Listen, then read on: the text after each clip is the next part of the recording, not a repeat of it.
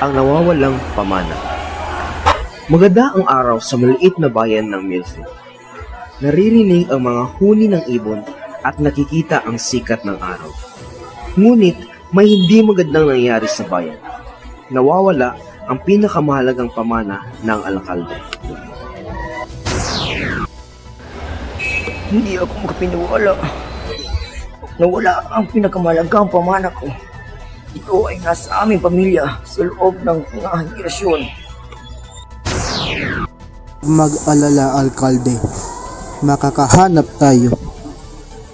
Magsisimula ako sa panayam sa mga mamamayan.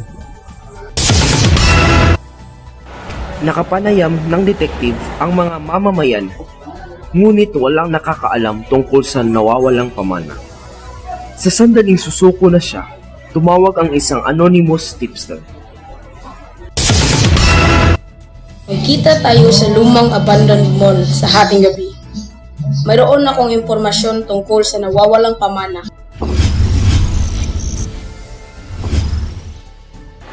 Nakipagkita ang detective sa tipster sa lumang abandoned mill. Ngunit pagdating niya roon, napasok siya sa malaking panganib. Dapat hindi ka pumunta rito. Hindi ako natatakot sa iyo. Nasaan ang pamana? Hindi mo na ito makikita. Akin na ito ngayon. Nakatakas ang detective sa hawak ng tipster at nakita ang nawawalang pamana. Ngunit nang ibalik niya ito sa alkalde, natuklasan niya ang isang nakakagulat na katotohanan. Hindi ako makapaniwala. Ang tipster ay aking sariling kapatid. Siya ang nagnakaw ng pamana dahil sa upang at kailangan na ng pera. Paumanhin, alkalde. Ngunit natagpuan natin ang pamana at nila natin ang iyong kapatid sa hustisya. At sa gayon, ang bayan ng Millfield ay muli na namang mapayapa. Ngunit alam na detective na laging mayroon isa pang kaso na kailangang malutas.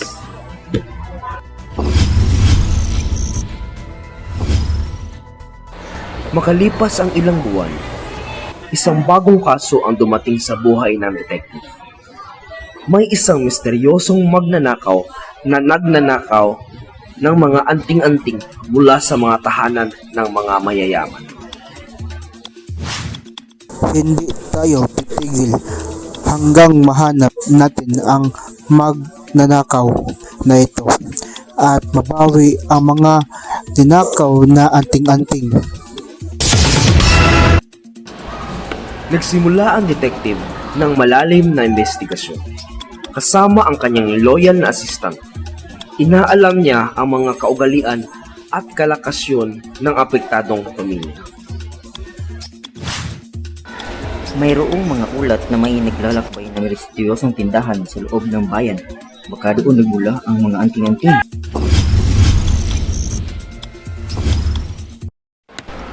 Dumiretso ang detective at ang kanyang assistant sa misteryosong tindahan.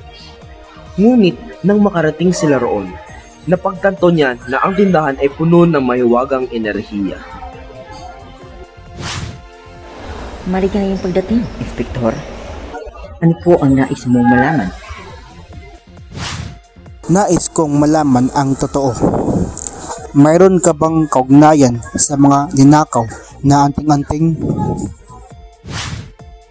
Oo, ngunit may mas malalim pang misteryoso sa likod ng mga ito.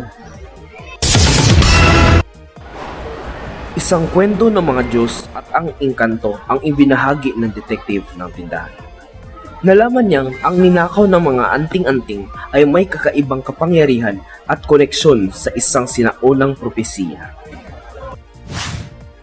Kailangan natin itong ibalik sa tamang may-ari at pigilan na ang anumang masamang pangyayari. At sa gayon, muling nagsanib ang lakas na detective at ng misteryosong tindahan upang mabawi ang mga ninakaw na anting-anting at mapanatili ang kapayapaan sa bayan ng Millfield.